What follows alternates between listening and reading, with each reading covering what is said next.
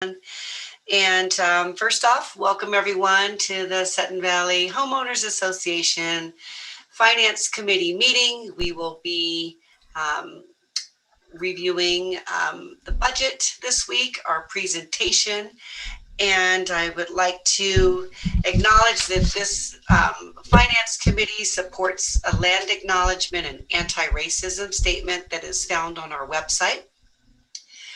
And to do some roll call, we have Callie here, AJ, Kara, Alex, Gail has just popped in with us, Sonia from our board, and Linda Bradley from the board.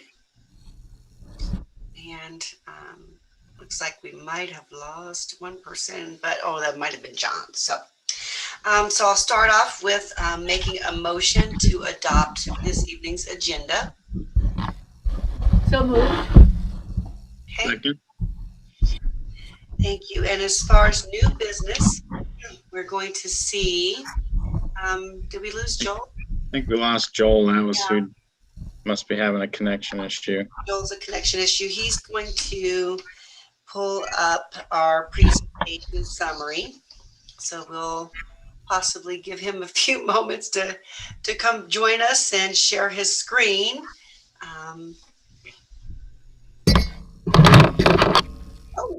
And Gail, once you get logged in, if we can have you mute your mic so we can cut down on the background noise.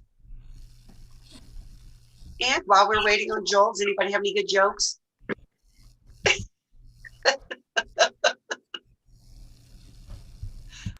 I'm not sure I want to go out on that limb. Yeah, it has to be clean and appropriate.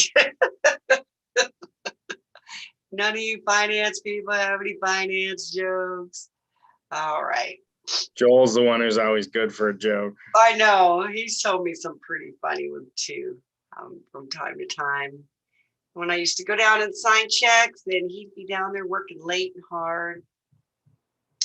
Anybody watch the playoff game last night? No. The Kraken picked their team tonight. The Kraken's picking their Kraken. Really? Kraken. Yep. Has it happened yet? Their expansion drafts, I think, started at 5 p.m. Pacific. Oh my God, I didn't realize that. Sudden Valley taking my hockey away from me. Are you a hockey fan? Anybody watch the launch yesterday with Bezos? No billionaire. Another billionaire launching themselves into space. Launching himself in space. And yeah, just the interesting time we have. Watching folks go into space. What were the ticket prices? I heard anywhere from 250,000 to I think 20 million. I think the Dutch kid's dad paid 20 million for his seat. Yeah, 28 million. 28, he paid 28. Yeah. Yeah, I think the dad paid 20, and then when he had to pay 8 million more to change the reservation fee. 28 million, that's a cool change. All right, where did you? People don't know what to do with their money, do they? There he is. They do not know what to do with their money. I would have liked to have seen that they donated the equivalent to like a worthy cause so that it could be at least palatable. Like, yeah, there's $100 million for this flight, and $100 million was donated to World Hunger. Yay! Yeah, something like that would have been nice. Yeah. Yeah, some matching form of Must be nice to have $28 million just to disposable give income. away. Yeah, disposable income. Welcome, Joel. We were trying to engage in small talk while we were waiting on you. Hopefully you got your connection right. We are ready to see a screen share with the presentation if you have that available. Yeah, I do. Yeah, the webcam wasn't working, so I just restarted it real quick and I see it fixed it. Yep. Okay, let me do a screen share here.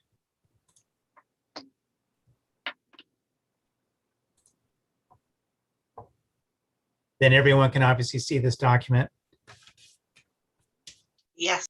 Okay, so what I'll do is, so I ran through the budget, actually it was myself and AJ and Sonia and Kim ran through the budget last week at the joint finance budget meeting. So what I'm going to do is we made a few little changes here and there. So I'm going to go through and point out where these changes have been made in the budget. And I'll also, I don't know if all of you have had a chance to read this 66-page document right here, but it's basically, for the most part, in terms of the numbers part of it, going to be fairly similar. Of course, now the verbiage and stuff, thanks to Sonia and AJ and Kim, they added all the verbiage into this as well. So thank you to them for doing that. But since I'm on this page anyways, I'll just quickly hit on this real fast. And this is just the bottom line of the dues in terms of what the dues proposal is for next year. You'll see it's flat, no change. So you paid $144.31 last year for developed lots. It'll be the exact same amount proposed for 2022, $144.31. The surf roads mailboxes breakdown, like this section in here, remains the same between the 2 years. Really the only real change is going to be, you'll see in this area where operations decreased, in this case 34 cents, and we did that because the special assessment calls for this rec special assessment to go up 3% in 2022, to go from 1144 to 1178. And so we decrease operations to zero that out to make up for that, to keep the total operations amount, what you're paying right here, exact 7041 between 2021 and 2022, exactly the same. So in terms of the total amount you're paid for operation 7041 will change. The only difference is just a slight change in the allocation between the rec special assessment and just regular general operations. No change for, as I pointed out, for any of the capital allocations. Developed or undeveloped lots, exact same drill as what I set up above for developed lots. The only change is just the increase of the rec special assessment. Then the operations, the general operations amount was decreased to make up for that. But the total amount of operations, what you're paying, $60.77 or $60.77 out of that total $134.67 that you're paying goes to ops, and the capital allocations stay exactly the same. As I pointed out last time, for both developed lots and undeveloped lots, you'll see the capital allocations are the same between developed and undeveloped lots. The real difference is going to be up here in your, or basically the bottom line of what you're paying for the operations. Now here's a chart. This same chart was in here last year. It wasn't exactly, last week, it wasn't exactly the same. We just modified this chart to show your dues amount. So when you pay your dues, this is what it goes to. Here's the breakdown. So, and this is basically off a developed lot. And this is the, well, the monthly dues, when it says monthly dues amounts or these total amounts, it's a combination of both developed, undeveloped, but the amount that it's really calling out, 67 cents and so on and so forth, that's modeled off a developed lot. So this pie chart only pertains to the dues that you actually pay. Where it goes to is what this is pointing out, between your mailbox, which is obviously a really small yellow slice, the operations regular dues, which is the largest slice on here, the dark blue rec special assessment, this mustard color capital, the surf allocation, and then this lighter mustard color, the roads allocation here in this area. This is another chart. Now these charts are handy because this chart right here is basically, this is showing you, this is the total dues that we're taking in 2021, the projected amount, 2,076,112. 2022 projected amount, 2,017,606. Now, if you're asking yourself, well, why did that go down? The reason why it went down is because one thing I didn't point out is this allocation amount is 93% collection rate that we're using in 2022. In 2021, we have a 95% collection rate. So that's why you see a slight decrease for 2022. And here's the rec element of it, same thing. So you'll notice a slight decrease, or this case, That's the, oh, sorry, they just, but the same thing is going on with the, Increase, Joel. It has a 3% increase. Yeah, the 3%. oh, sorry, yes, exactly. So thanks for thanks for pointing that out. So the thing with the rec is you have two things going on, two elements of this is you have the 3% going up, which it has to go up, but then keep in mind that the collection rate is 93% versus the 95% collection rate. So that's why you're not going to see rec going up exactly 3% in this case. You'll see a little less than that because we're using a slightly lower collection rate. Now this pie chart over, if the collection rates were going to stay exactly the same and the lots and stuff exactly the same, then you would see an exact 3% go between here and here. This pie chart over here, basically just, this is showing you the non-dues revenue. So basically the revenue that comes in like golf and any other type of thing, marina fees and things like wet slips, dry slips, all that sort of stuff.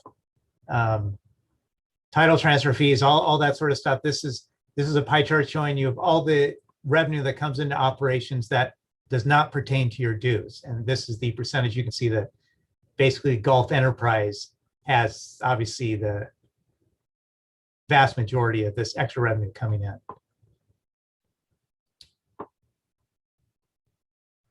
This chart right here, projected operational departmental expenditures. So this is basically, this is a chart of just the expenditures by department. The only small omission here is this chart just doesn't have the slice in there for the common cost department. We'll update that and update that chart, but really that's the one department that's kind of missing, well, that is missing is the common cost slice of it, which would obviously change these other slices a little in terms of their allocations.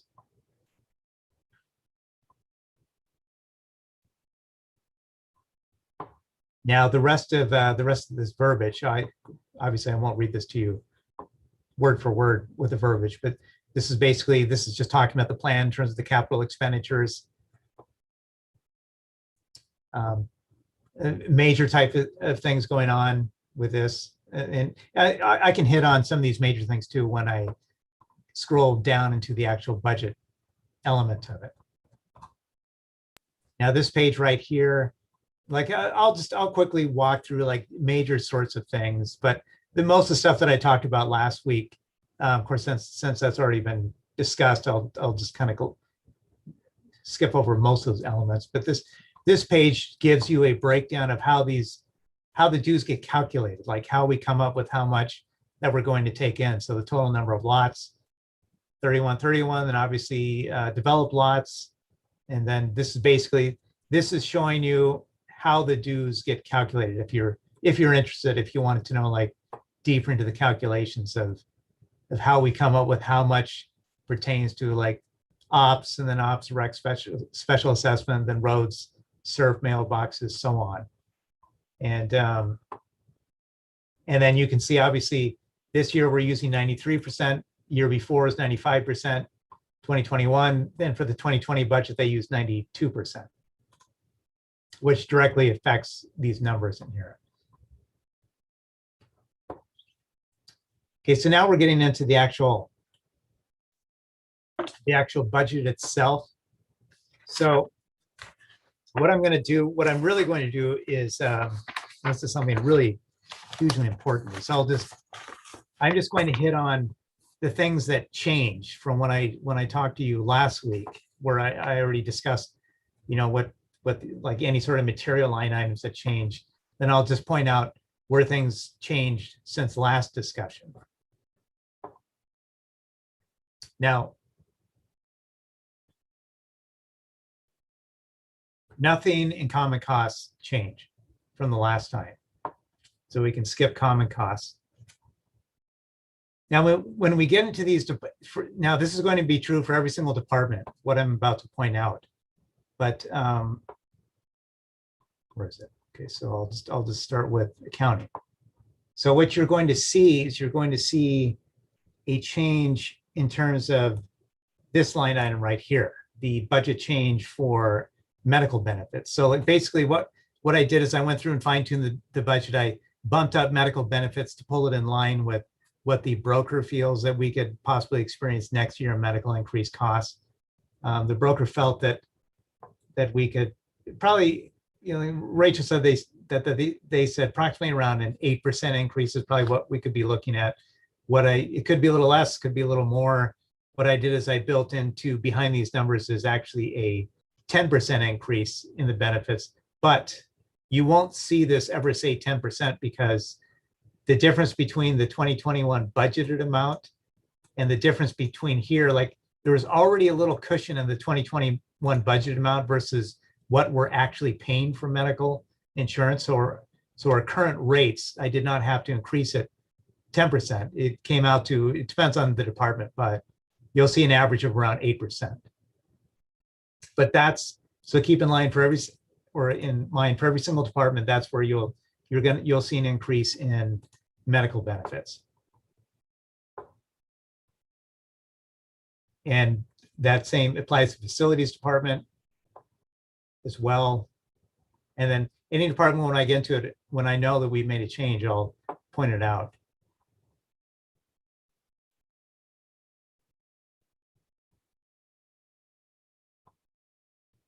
Now, the golf department, same sort of thing.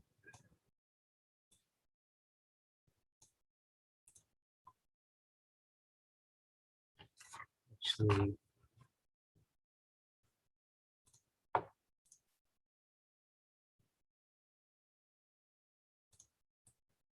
let me check something real fast here.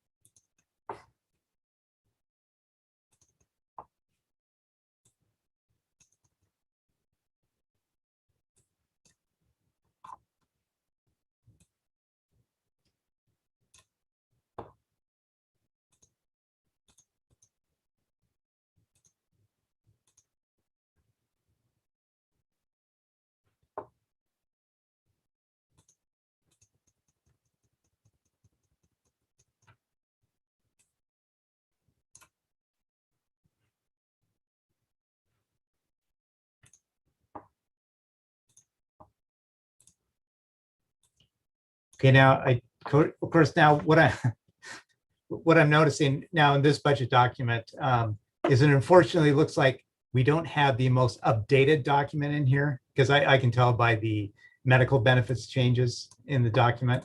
I'll tell you what, we can easily swap this out. This is an easy change. So what I'm going to do is I'm going to pull up the document with the actual changes on here, and this will actually take the place of kind of the guts of those pages in this document. But that'll be an easy change for us to swap that thing out. So let me just go right from the beginning. Actually, well, we didn't make it too far into it anyway, so that's perfectly fine. Can you see, are you seeing the accounting? Just want to make sure you're seeing the right page. Okay. Yes, accounting 2022 budget draft. Okay. So what we'll do is, like on the website, we're just going to swap out those pages with these pages, what you're looking at right here. It'll be a easy change. But unfortunately, we've had so many versions going back and forth, which inevitably happens when you deal with all these numbers and all these budget sort of iterations that go through. This is something it happens very easily. So Joel, what you noticed that the medical part didn't change under golf, is that where you? Well, I first noticed it with accounting. The numbers seemed off. And then definitely when I got to golf, then I noticed it. Got it. And Joel's being really nice, but I attached the wrong one is what it did. I thought I attached the most current one, and I attached the one we had worked on already from last week. So I apologize. It's my fault. Well, actually, I was just joking to Nikki where we were just talking. Then I said, if every single time where a document like this gets assembled, whether it's a budget or a major financial document, it's like when it gets sent or posted, like how many times have I seen a document where you could look at it? Oh yeah, everything got in their picture perfectly. Never. Every single time. It's like when you have so many changes that go on, it's, oh shoot, gosh, I forgot about changing that, or that should have been changed or something. And then it gets changed, of course, but it's don't feel bad, Sonia. That's the probability of you doing this 100% was zero. That's what I've noticed in past experience.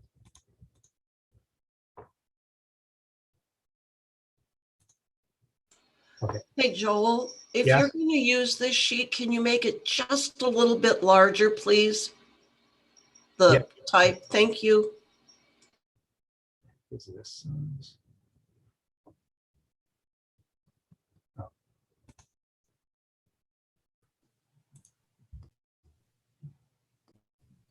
Gail, do you have a question? You're on mute though. It's hard to see hands when you're on mute. Minimize. Hit your space bar if you're on a desktop, and that should unmute you.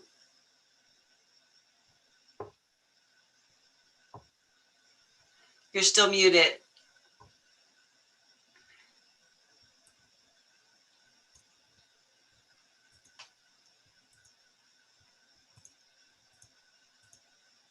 I'm going to check something real fast just to make sure that I'm even looking at what I want to look at. Yeah, I am. Overall, as an organization, I might as well, since I'm already on this page, I'll just point out. So I'm actually at the end of the budget document where it has all department summary, and these last few pages of this budget report here is handy, because then you can look at a GL and see what the total is for the whole organization. But you'll see that payroll medical benefits right here, it goes up for the organization by 8.44% compared to the 2021 budget, 2022 budget. And that's because in terms of their actual billing or our actual invoices that we pay for medical, to build in 10%, I only needed to bump it up 8.44% for the 2021 budget. I think Gail is off mute. Go ahead, Gail, with your question. Such a Luddite. I just wanted to quickly ask, because I had looked just before this meeting started at the, looked at the entire video from last week's meeting, and I just wanted to ask Joel, because I'm a little confused about turf care and golf. You say that you combine the two, that they are really, the turf care is all of the turf care of the golf course. Is that correct? Yes. And yet they are broken out. And what? Say that again. I'm sorry. The golf course and turf care are broken out separately in your documents. Yes, in the budget document, yes, they're broken out separately. Yeah. But when you say that golf say is breaking even operationally, you have combined the two? That's correct. Yes, that's the total golf net income combined with the turf net income, and then you have a zero between the two. So does turf care do anything but the golf course? No, so basically that's all part of the golf enterprise. Okay, thank you. Yeah, the two are basically kind of one in a sense, but we display them as like two departments in the budgets and stuff. It's been historical. Some of those turf care employees do help with snow response and things like that, but that's materialized in a different line item. Yeah, that would actually show up in maintenance is actually where that gets dumped. Like depending on the snow response when it goes to the weather GL, then you'll see that in the maintenance line item. Mm-hmm. Great, thanks. But that's like above and beyond their golf duties. Yeah, oh yeah, right, yeah. Okay.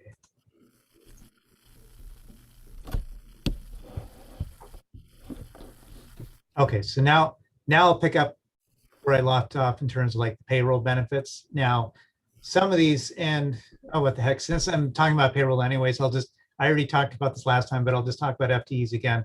So in accounting, in terms of FTEs, so the collection specialist, Angie, a quarter of her time was previously billed to ACC. That's been moved back away from ACC and plugged into accounting.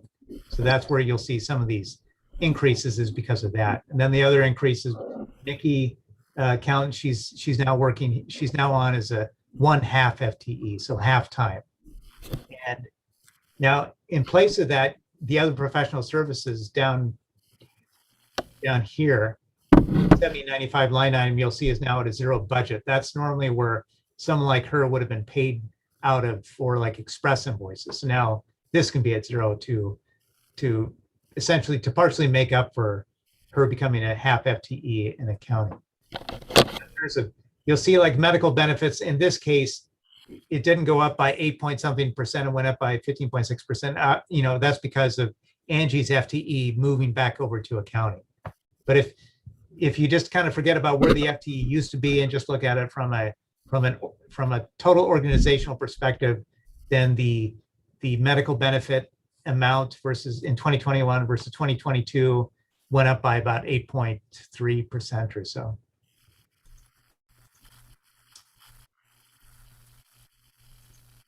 And I'll just talk about the, there we go. Okay, so same thing for facilities. So when Jacob was here, half his time was billed to turf, the other half of his time was billed to facilities. We've now taken that time away from now the turf manager, who is Jeremy now. But so now the turf manager's time is billed, 85% of that time is in turf, 15% is now in parks. So we've taken that from facilities. So that's why you'll see a sizable decrease in terms of salaries with facilities. And then obviously the medical benefits applies to facilities too.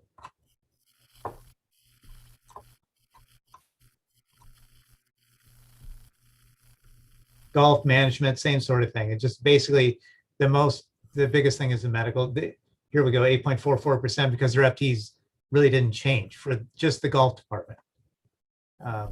There's a slight increase in salaries, and that's just really all that was fine tuning a pay rate for the golf personnel. That was it. Just really pulling it in line with actuals.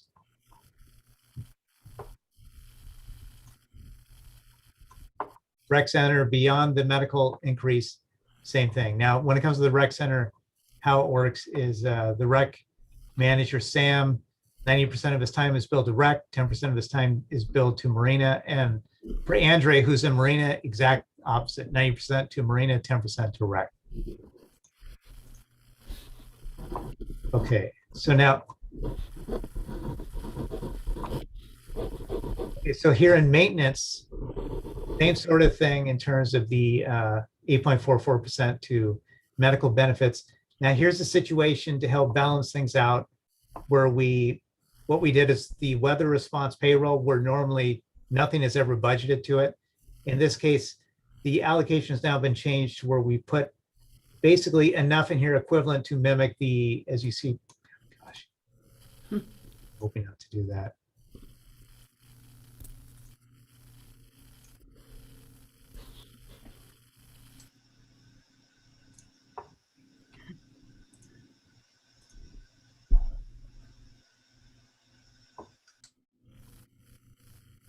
So the 2021 actual so far, so what we're doing is we're basically putting enough in here to essentially kind of cover us for a 2021 snow type response. So that's why we decided to plug the 11,000 in here for that.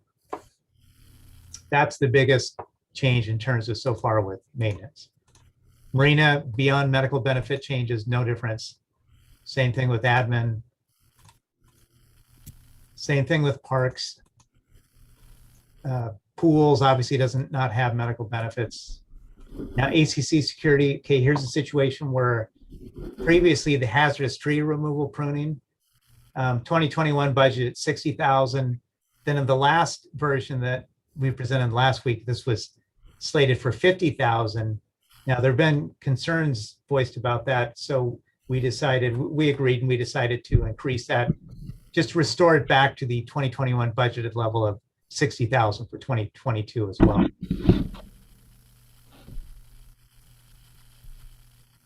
Oh, ACC security. Okay, so this now when it comes to FTEs for this one, you'll see a drop right here. So 1/4, like I said, 1/4 of Angie's time was previously billed here. That's been moved away and then shifted back into accounting.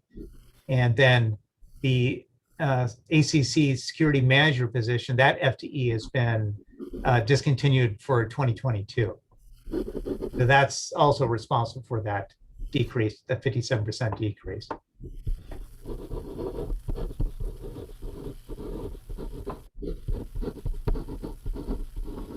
Now, in terms of turf care, this is the last department before we get into all department summary. But in terms of turf care as well, so golf and turf, even despite, so basically equipment R&M 6675 GL. So we talked to Brian Krulak about that, and he felt that 38,200 was, especially looking back at the 2020 actuals of close to 32,000. He felt that 38,200 was adequate for that line item. And in terms of like, with all those changes discussed from the last budget presented last week, it still maintains a zero budget, meaning no any increases to dues to compensate for any of these changes. Everything has been zeroed out, stays exactly the same in terms of overall expenses and revenues.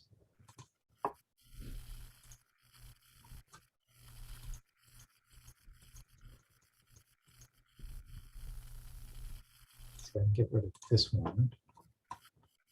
Can you see what I'm looking at? Golf management. Okay. Mhm. So I'm back to the budget document that was posted. So we'll just scroll down to the. So I was talking about FTEs. You can see like this page was also in the document last week that I brought up on the screen, but you can see proposed 2022 FTEs 37.27, 2021 budget FTEs 37.77. So 1/2 FTE decrease. So basically 1 FTE removed for the ACC security manager, then 1/2 FTE brought back for Nikki and accounting instead of paying her out of like money that we would have paid Express, is what is essentially, to boil it down, is what generates the swing of about 1/2 an FTE. And it's very similar, as you can see, to the prior 2 or 3 budgeted years. Now, in terms of the capital planning, so AJ discussed in detail capital planning and the approach. Bill has a question. Oh. Are you okay with questions during, Joel? Sure, yeah. Okay, just real quickly, the ACC security manager, before we start the capital, is that Susie Brewer or was that someone else? No, that was Norm's old position. Got it. Okay. And so what is her position called? She's ACC consultant, I believe is the title of that. Okay, Or- thank you. That was it. Thanks. So now AJ went in detail for both SURF and capital. And then a couple of things were pointed out, a couple of things that we saw that to put back on here, and really only just a few. One was, and then one in this version, we will put it back on when we swap out those other pages. We'll swap out these pages too. But for the clubhouse, we're also adding on the, where's that? Can you make this one a little bit larger, Joel? I was just going to say, I can't read that. Yes. Thank you.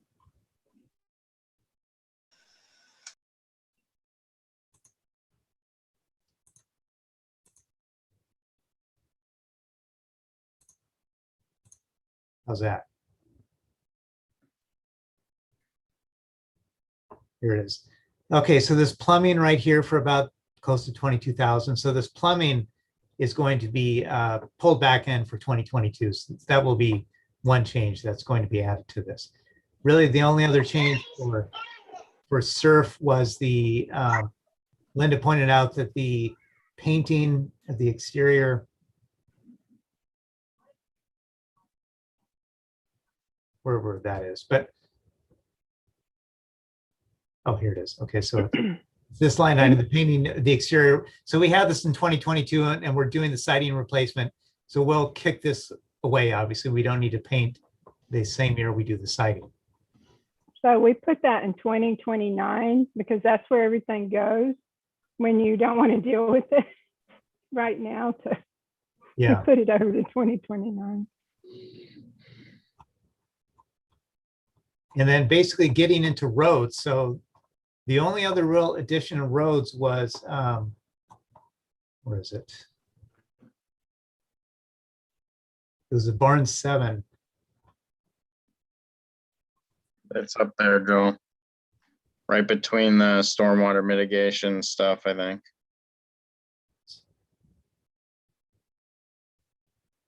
$35 line. Okay, yeah, here it is. or it was the design of it that we put in here, Barnes 7 Foundation. Oh, well, it's probably just not on. Okay, yeah, so this will need to be swapped out too, but we do have a project code already for the Barnes 7 Foundation removal design. And so it's just a matter of just putting that line on here. But the good thing is this carryover amount in 2022, this 1,572,273, this amount already reflects all open projects. So even by putting that line on there, it won't change anything because it's already absorbed into this line right here. So then at the end of 2022, then the expected residual will not be changing when that line, from the version that we have, where we added that line and swapped that out as well. But basically those are really the only changes to the budget from last week when it was presented. Joel, could you scroll back up to the top with the strategic priorities?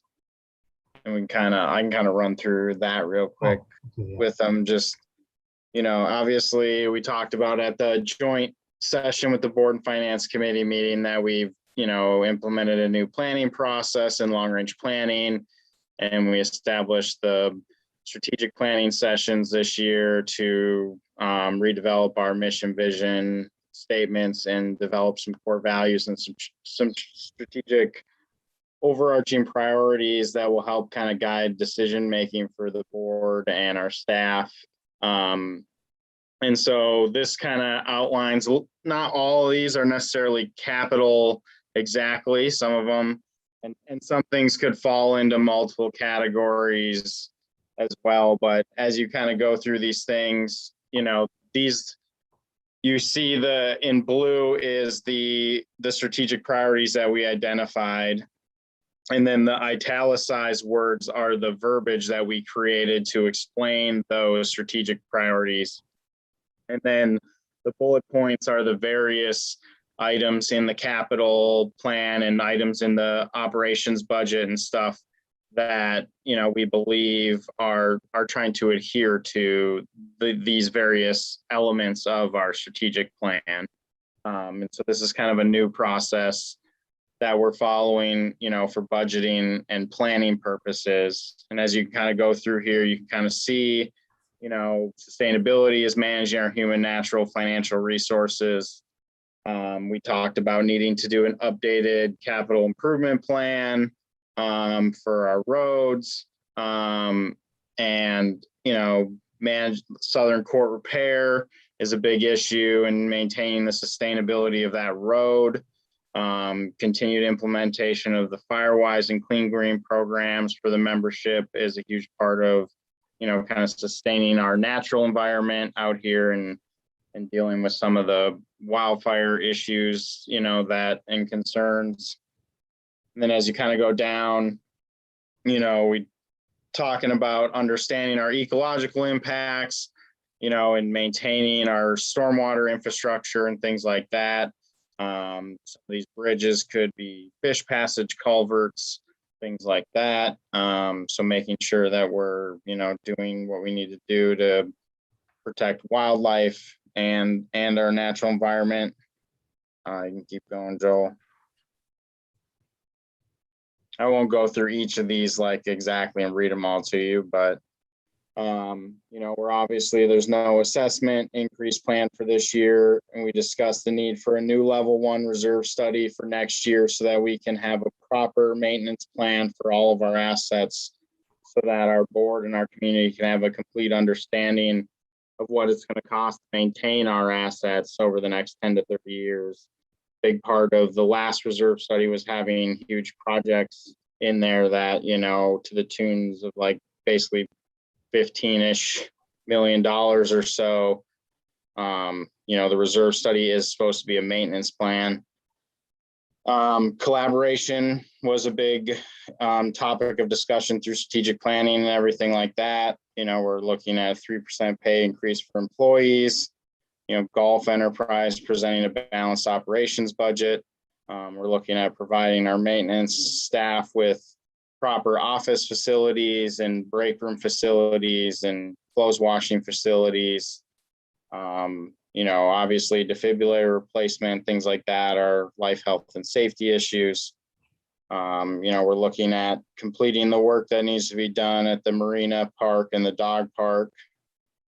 Continuing down, you have natural beauty, and we get into, making sure we're conscious of our human impacts, making our areas look nicer and blend in better with the natural beauty. Obviously, the rec corridor is not the prettiest looking thing with all the fences around things and things like that. And the deferred maintenance that has been neglected over the years. So we're looking to do some work in the rec corridor. Getting a new road mower is up, and being able to properly maintain our road shoulders and make sure they're mowed and stuff is a big part of, we all see that on a daily basis as we drive to and from our houses. Recreation is kind of the next one. We're looking at trying to increase some revenue by adding additional kayak and canoe racks, figuring out a way to reutilize the ice barn by refurbishing it so that we can, have either sport courts, the ability to, rent that facility for various events and things like that. I think the flea market's coming up, something like that could be housed inside a building like that. There's the golf course has some capital needs as well. We're looking at connected trail systems, trying to reconfigure the marina parking lot to better utilize that space to also increase revenue, and there's a waiting list. So hopefully we can provide some additional dry slips to be able to increase revenue there, and also address parking not related to boat parking for going down there for our homeowners, for the park and things like that. Sidewalk alternatives is a big thing on the survey this last year, and something people want to look at. So looking at how that can coincide with our road resurfacing projects. Civic engagement was a big thing. So we've made some strides this year to live stream all of our meetings on YouTube. It gives our members the ability to participate on their own schedule. We obviously have the views and e-blasts and various ways we communicate to get members to be informed, and then how, ways we can get the members to help make decision and help. We have this survey. We have some money built in for training for staffs, and we have included our department heads and key employees to participate in the strategic planning process. The board has an open door policy. We're always, available to be emailed, and that kind of thing. Keep going down, Joel. We're looking at redoing the website here, and some of that's being worked on this year and being prepared for that project. In our communications committee, quality of life was a big topic of discussion for the strategic planning sessions. We're looking at doing those key critical maintenance repairs that have been neglected. Fire system in Barn 8 could help us realize additional revenue streams for being able to rent out that facility as well. We're collaborating with Whatcom County to try to, best utilize the stormwater utility fees that we're all paying, and stuff like that. And we have some mitigation projects as well that we will need to be doing. Obviously, road resurfacing is a need for this community, and it's a priority. And providing those consistent and ongoing support of our existing services that we provide, and the operation budget being balanced.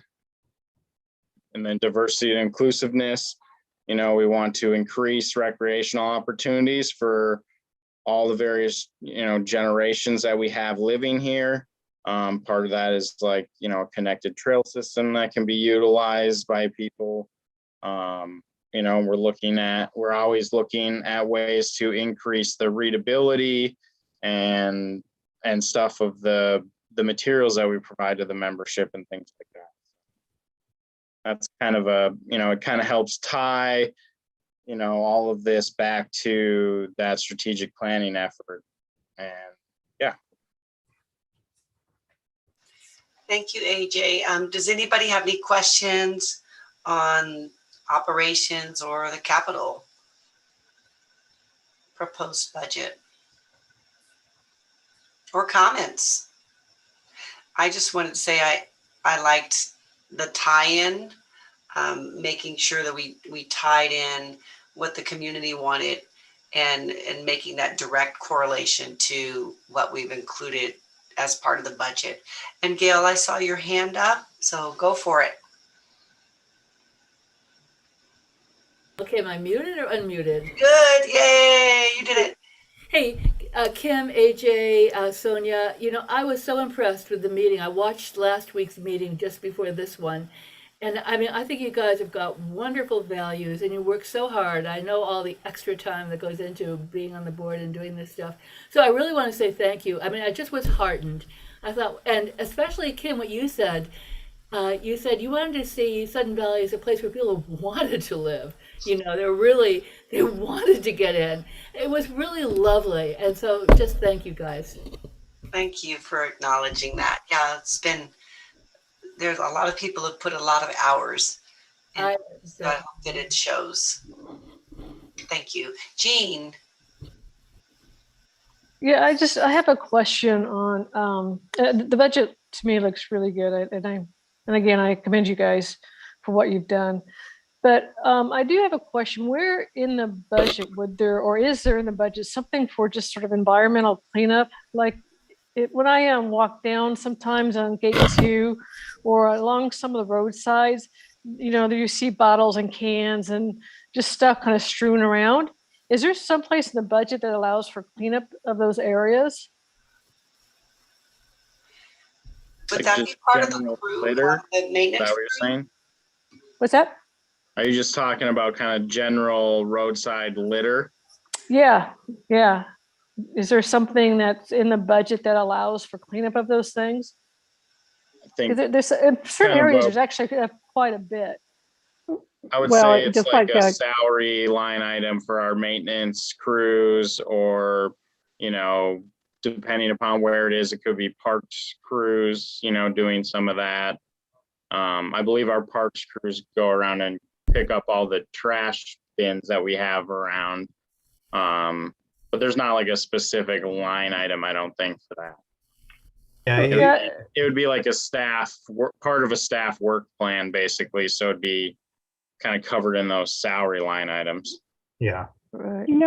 It could, depending on what it is, you could have like a community day, to everybody get out and clean their neighborhoods. I don't know what how bad it is, if it's toxic type waste or something, but yeah, and I think that's a great idea, is to have something like that. And quite honestly, I'd even be willing to pick this is getting off topic, and I didn't really mean for it to get off topic. I was just wondering if there's something dedicated into making sure the environment is really cleaned up, because I think if you look, especially in the wintertime when the foliage goes down, there you will find quite a bit of litter along the roadsides in the different communities.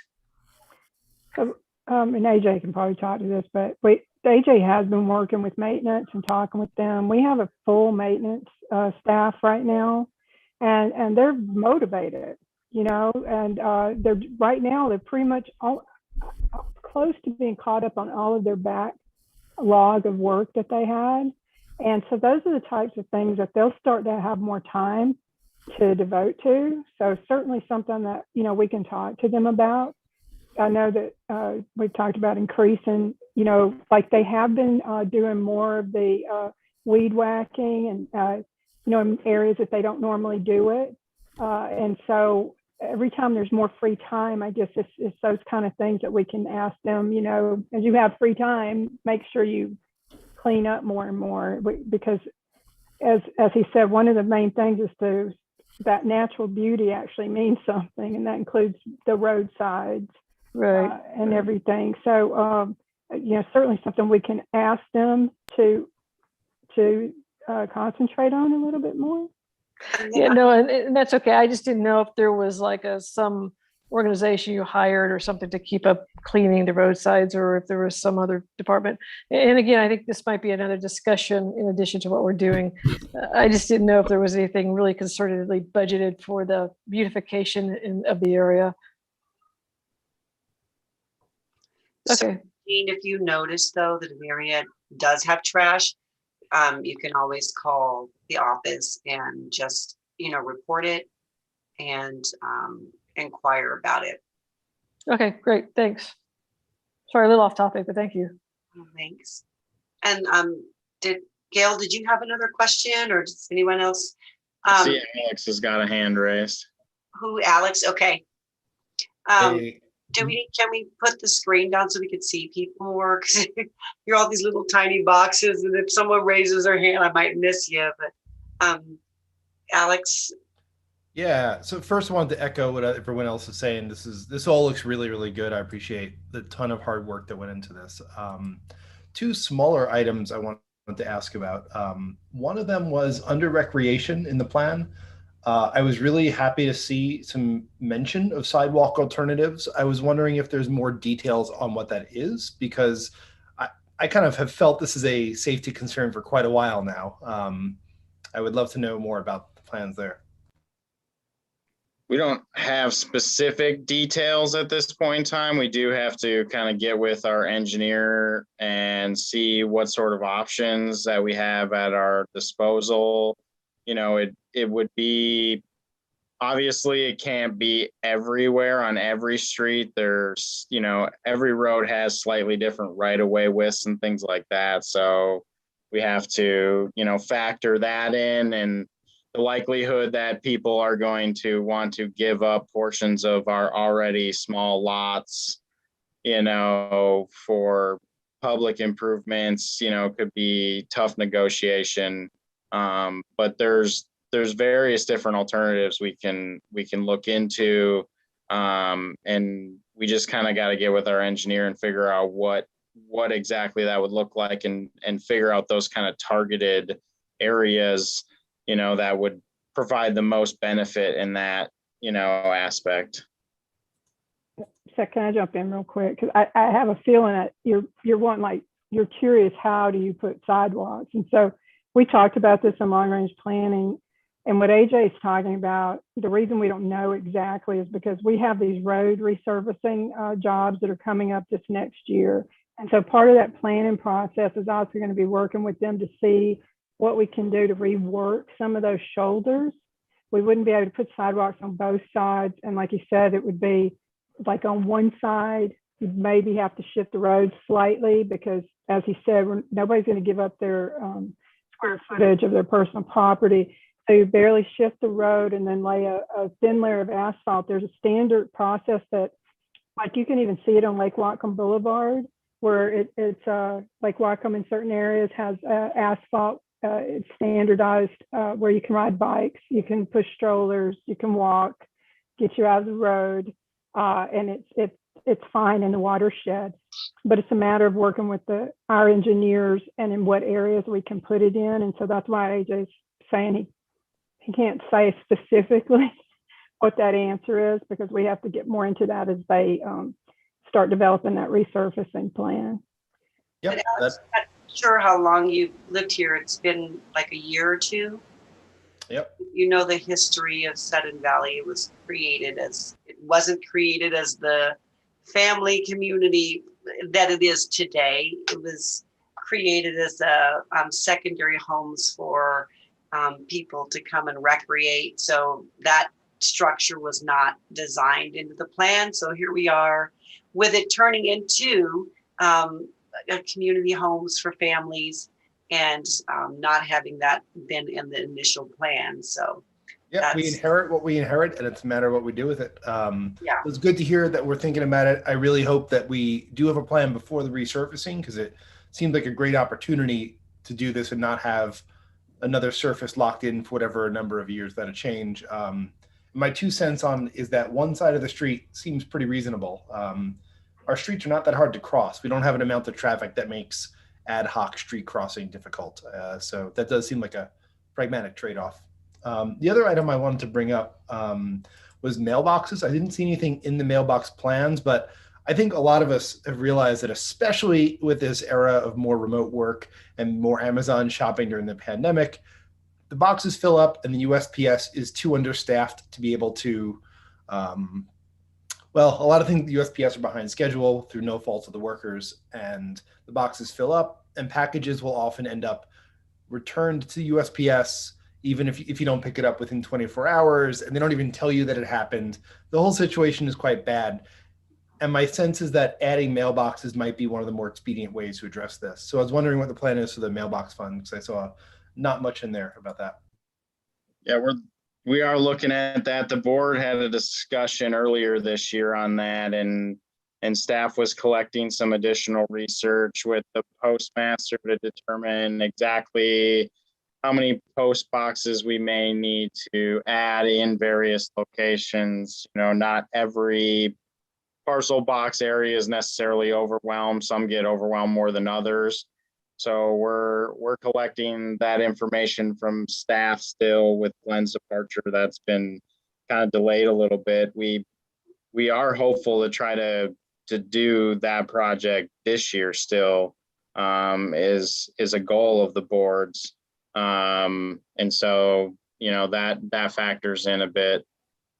Just to touch back on the sidewalk thing real quick too, because one thing we do have to recognize is every bit of additional impervious surface that we add, we're going to potentially trigger stormwater treatment requirements due to our location in the watershed. You know, we all pay a stormwater utility fee to the county, and Sun Valley pays a large portion of that. So, you know, there's been discussion with the county on maybe whether they could provide offset some of the costs for treatment on some of those projects, so that they can get the credits that they need for the Whatcom County TMDL for reducing phosphorus in the watershed. And so, you know, those conversations will likely start at the board level, you know, and so that I just wanted to kind of throw that in there too. But yeah, we are looking at doing some mailbox upgrades, and you know, we are also trying to explore whether Amazon lockers or something could be a viable option out here as well. And that takes a little bit more research than just the general post office boxes. So the other thing about the, just real quick, sorry, I couldn't get my phone up to try to message you guys. So the mailboxes, that comes out of different monies. That comes out of mailbox reserve funds that just aren't on here. And I think, what's that amount, Joel? You want the amount for? Let's say for the end of, or the beginning of January 2022, how much will we have in there? Approximately? I'll tell you the end of May, actually. Okay.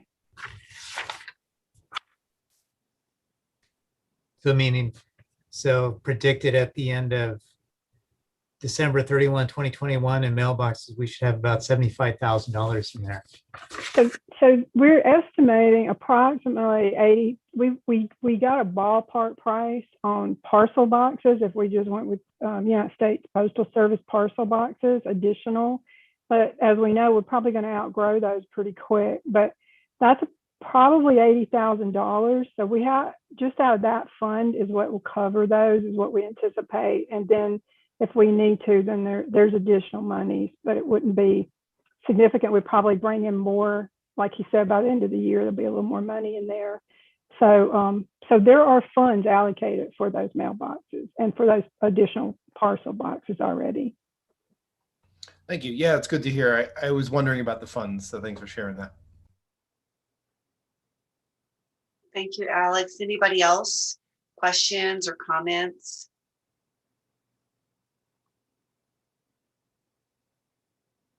I know it's a lot of information, and I know you all got the full, 66 pages, but about 430. So there's a lot to look at, but we wanted to make sure that we tied in our values and goals from the community, and we tied that into the budget so that people could see that we were consolidating those things and using the funds towards what the community wants. Kim, I've got a quick question for either AJ or Joel. With the capital amounts with roads and surf, there's the carryover for this year. Is that based on no further commitment to any capital projects for this year, and that you're not going to be doing anything more in roads or surf? Yes, yes, that's right. So unless you actually, so like something that we said for 2022, if you committed that this year, then of course it wouldn't make any difference. But you're right, in terms of if something gets committed over and beyond what's put in 2022, then that would draw down on the reserves for next year, the beginning reserves. And one last question, and then I'm done. So you have the total amount of revenue for operations. What's the, out of that, what's the amount of total non-dues revenue of that full amount? I'll tell you real quick. Thank you. It'll take me a second to calculate it. So if you, I'll come back to you in just a Okay, that works. We'll talk amongst ourselves while you add. Are there any, while Joel adds that up for Linda, any more questions or comments? Oh, I was thinking we should have like the Jeopardy music or Yeah. something like that.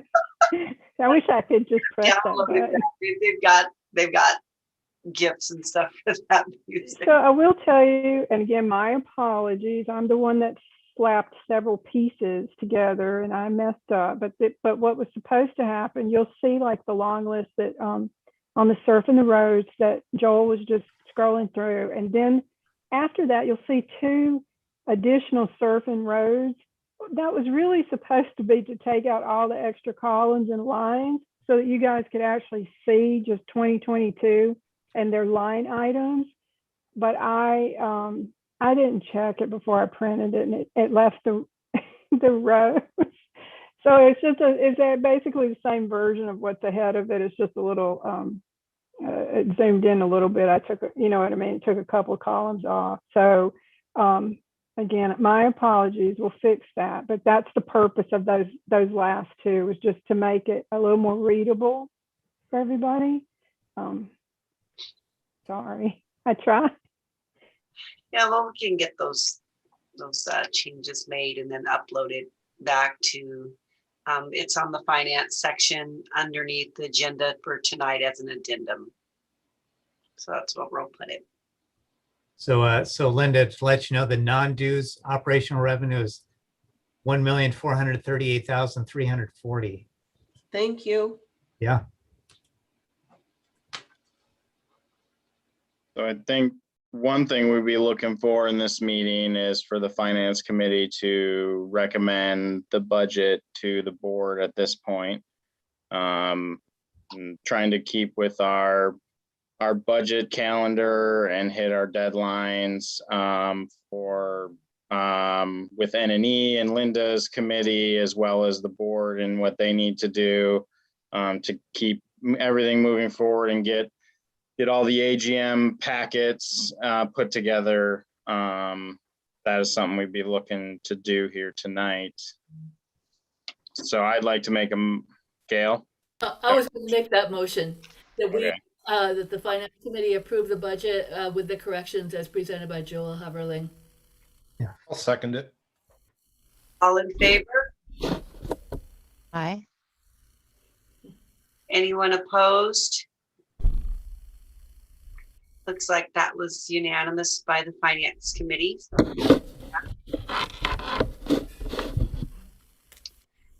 Okay, well, Can I just and thank you guys so much, and thank you for everything and for all your patience, because I think you all understand what we've been through the last month. But so thank you for that and for all your support. But one thing I would love is, because we're in the process of finalizing this next capital portion of the annual community survey.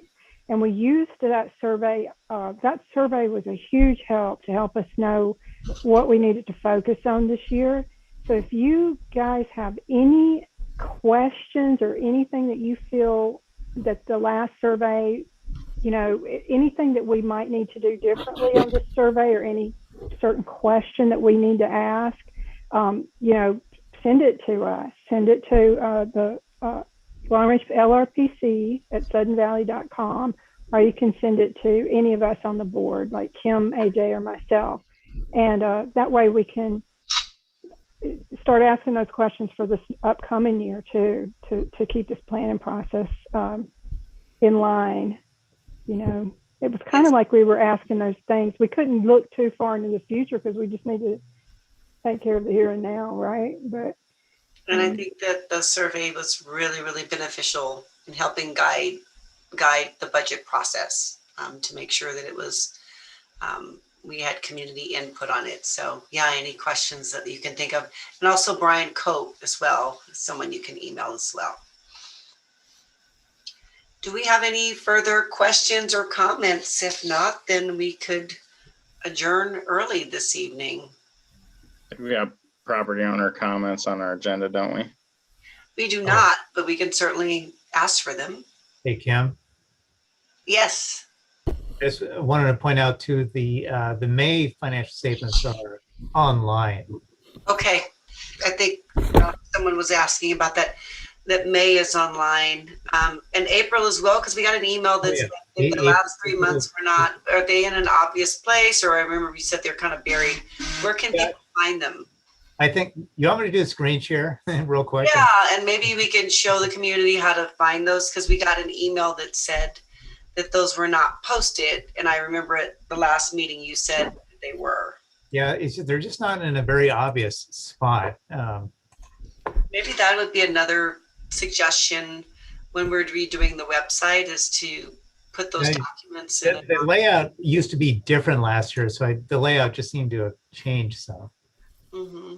Can you see the what I'm looking at, right? The web page?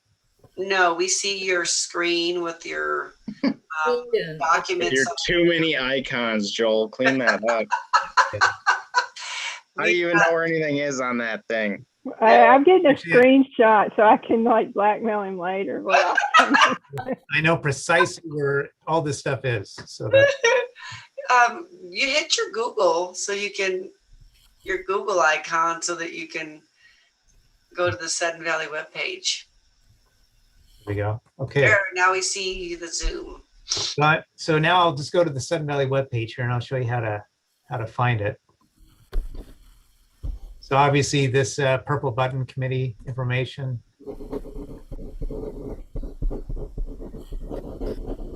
And then the choose obviously the finance committee. And then this is where it's probably not so easy for people to find, because it's actually under this finance committee media archives link right here. So if you click this, then the page that loads will look familiar to you after that. So then here it is right here. And then scrolling down to 2021 monthly financial reports, here are all the reports here. So we click on May 2021.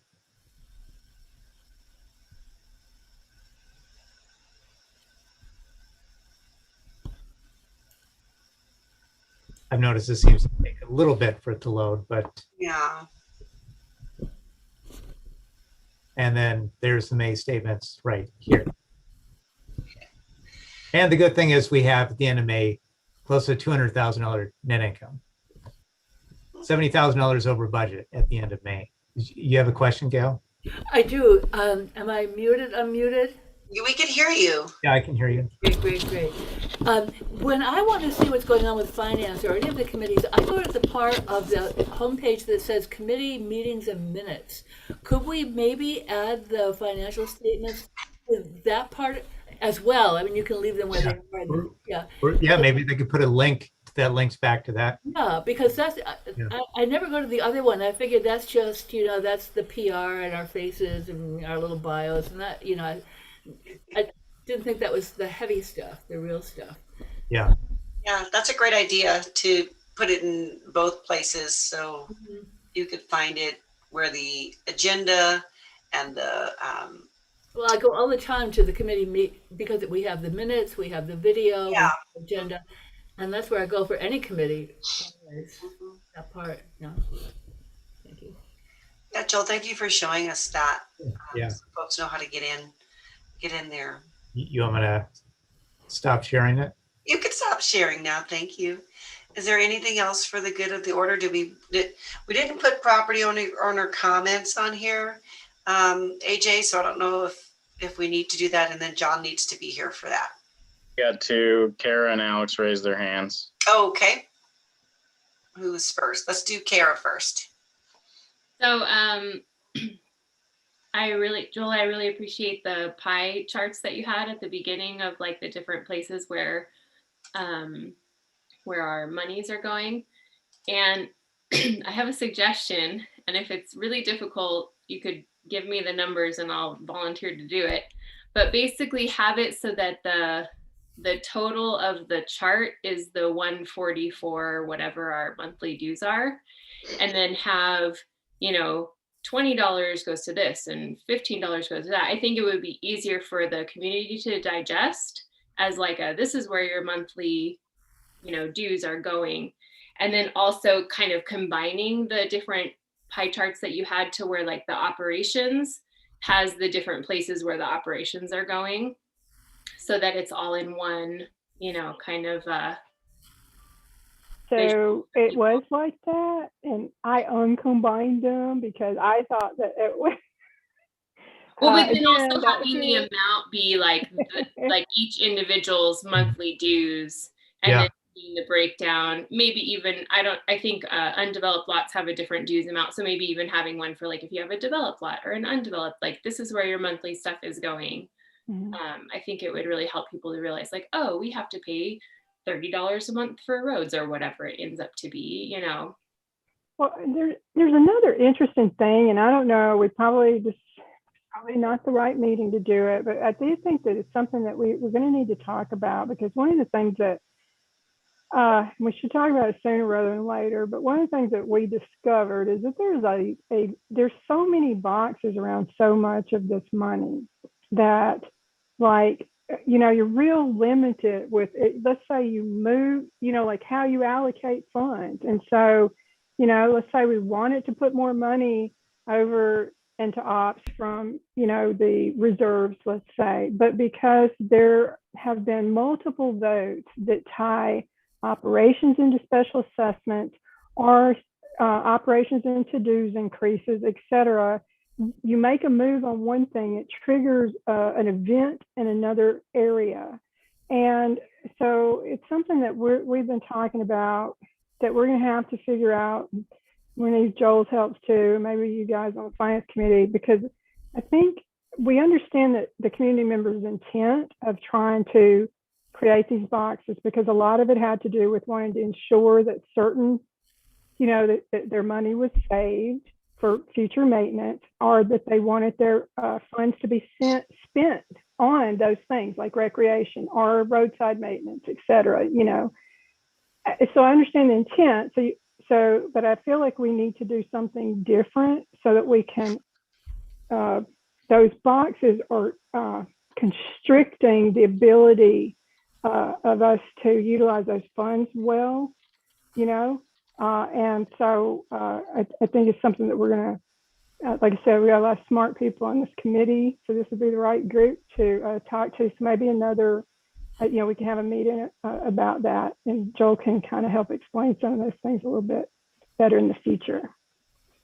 Thank you, Sonia. And that'll address some of what you're saying too, because right now it'll kind of look similar, like when we create a pie, like what you're talking about, it'll look like very similar to last year's. The difference is just what we do inside there, right?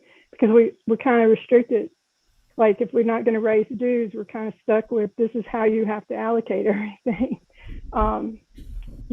But it would be nice to have a little more flexibility with that. Thank you, Sonia, for that added information and for your great idea, Kara. I like having that all in one spot. And then Alex, did you have your hand up as well? Yeah, I had one remark, and then I think based on what Kara said, I have another remark also. So I know this was with the new board coming in the past year, there's a lot of like delays in the budget process. So I do know there were a lot of time constraints this time. As feedback for next time, I really think we needed more time to review this before the meetings, both this and the previous meeting. I do feel good about the budget, but I also would have liked, more than a few hours for each of the two meetings to review the materials. So I know there were a lot of time constraints. I'm not sure there was actually any better way to do it this time, but I do think I'd prefer to see a process that ends a week later in which we all had time to really properly review stuff. Well, and we would have liked that as well, but we were on a timeline in conjunction with other committees. So what happens here has to dovetail into what happens with the nominations and elections committee, and it's not just a flat calendar. We're overlapping with other groups that need things from us, like there's an approval process that needs to go to the board, that also needs to go to Linda, who puts together the packet for the voting for the AGM. So there's a kind of a multifaceted timeline. And I certainly hear you on the timing that you received everything. And I certainly tried to explain in emails as to why we got delayed with the turnover and the transition from our interim GM, and how the executive committee needed to take over that process, which wasn't something that will happen hopefully next year, but it was something that we had to deal with this year. And it severely impacted the timing on how things got done. Yep. Totally hear you on that. Yeah, I know there was a lot going on this time, a lot of which was exceptional and not normal. Yeah.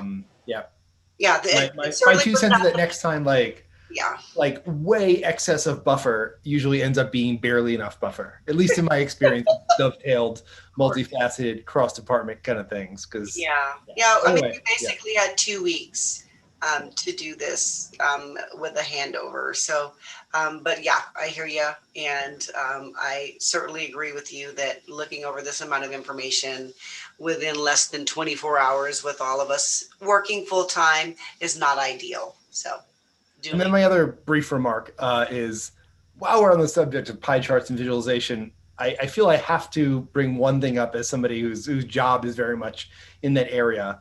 Pie charts are actually not the best choice for these kind of visualizations, just because it's like a well-documented fact that people have a very hard time telling the difference visually between angles that are relatively close but not the same.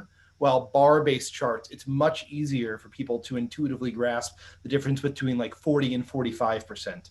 Obviously 30 versus 70, everybody gets whether it's a pie or a bar, but the research overwhelmingly supports the fact that people just don't really grok the minor differences well in angle-based visualizations. Sorry, my line of work, I had to do it. Well, hey, that's good feedback. That's why you're here, and I certainly, I'm a proponent of having both. So that those that like pies can have pie. Those that like bars can have, lemon bars. It's great recommendation for diversity of being able to comprehend information. My expertise is adult learning and education, so we can all combine what we know and make a good presentation for all learners. Kim and AJ, I'm sorry, it's Linda, and I don't have a raised hand at the bottom of my screen. That's maybe because I have a dark screen. Oh, yeah, go for it. Question for you. So the AGM, there's an AGM button on the main page of the Sudden Valley website, and there's a place there for the draft 2022 budget. Do you know when you're going to be putting it up there now, or? I have just learned about that button, so thank you for bringing it to my attention. Certainly, I want to let the changes from tonight's things that we've noticed get updated. And then I can certainly, when I'm speaking to admin about uploading this document, also have them uploaded to the AGM area as well. Yeah, talk to Lauren. She's really done a nice job of updating that for 2022 and putting things in a really good order. And there's a place there for the 2022 budget and says coming soon. Okay. Well, we want to definitely get it with the most updated version, but I made a note of that. Thank you, Linda. Just one other thing with regards to the timing too. Glenn's departure left us in a bit of a whirlwind as well. So that was definitely a big part of getting this stuff out in as timely a manner as we had hoped. So, one thing, the only thing we really changed with what we sent this morning was kind of that strategic planning stuff that I ran through to kind of tie it back to that. A lot of, and then there was the minor changes that Joel went through with the payroll stuff and the medical benefits. So if you don't mind, I'd like to, I feel like I need to add something to that. It wasn't just his departure. That the reality is that this budget, he left us with a deficit budget, and the executives had to take over the budgeting very unexpectedly. And I'm very grateful that they were courageous enough to do that. I was talking to Kim about this earlier today. I've worked with a lot of large corporations, especially when you're already dealing with one transition already. Everybody's been through a lot. It's really hard to actually deal with that again and react quickly, and they did. And they reacted awesomely and brought the audit committee in. Joel stepped up, Kim. I mean, it's like, and delivered a good, solid budget in a very brief period of time. And to go from almost $1 million deficit budget to this is pretty freaking awesome. And I'm really proud of everybody. And like I said, I'm really grateful for you guys for being so supportive and everything, because it was a lot of hard work, and I don't work. So it wasn't, but they worked full-time jobs and then would turn around and put another, 5 hours a night into it, and then all day on weekends and everything. And we got it done. And it's just awesome. So thank you, Kim, and thank you, AJ, because it wouldn't have happened without you guys. Yeah, well, Thank Joel too. Joel Oh, yeah. Sonia, thank you for bringing that to our attention. That's remarkable, you guys. I had no idea. So that even makes this doubly impressive. So again, that's thank you. Well, we knew that the community wanted financial sustainability, and we knew that having a deficit budget did not fit that. So we definitely took into consideration everything on the survey and staff input to try to create a collaborative budget that made the needs of the community met. So that was what we aimed to do, and that's what we did. So I appreciate all of you for recommending it, that it go forward to the board. Any other questions or comments or suggestions for next year's presentation? We got bars, bar graphs, and pie charts. We will be doing a town hall for the community to present the budget to them. Currently in our calendar, it's scheduled for August 7th. I believe that's a Saturday. Yeah. We'll be putting together that presentation here shortly. Kind of an announcement for the community. Looks like Josh raised his hand. Can I ask a question since I'm here as a board director? Okay. Maybe. This is for my my main man Joel Heverling, whose last name I still cannot pronounce correctly. But Joel, you've been here for what, like you've gone through 3 budgets. This is a 3rd. How do you feel about this? Your overall, as a staff member, how do you feel about this budget that's being proposed to the board? Well, I mean, obviously the important thing with the budget would be that we have it balanced, and obviously that we're still continuing to add to capital, and we're not drawing down on capital amounts. And I feel that this budget does that. One thing that, of course, that I didn't want to see was the capital amounts being kind of chipped into it all, that how much we're contributing to capital. And this budget accomplishes that to where we don't do that whatsoever. So that's what I really like about this budget also. Thanks, Joel. Yeah. Yeah, Joel worked a lot of long nights, you guys. I mean, I know that, well, especially Gail, I already knows had the long hours of dealing with that most of you do, I think, on this finance committee of dealing with budget season and everything. But yeah, because of the extra hours, and then you'd have to correct my bad math and everything. So yeah, I'm just, like I said, I'm incredibly grateful for that fantastic team that we had, and for you guys too. So thanks, Joel. Oh, yeah, thank you. Yeah, I mean, there are definitely, especially Sonia, AJ, and Kim, like many long nights where we were on Zoom meetings, late into the night working on this thing. And then even when it came up to us presenting last week, it's always that feeling like, man, if we just had another day or so, it was like, yeah, exactly. It felt like running a race, at times. So is John available? If we're going to bring in community questions, we'll need John as our host to bring people over. I am here. So yes, we do have 4 attendees with us. If you would like to bring them over, we can see if they'd like to add to the meeting. And in that circumstance, just use the raise hand feature in Zoom, and I suppose we'll bring you on over.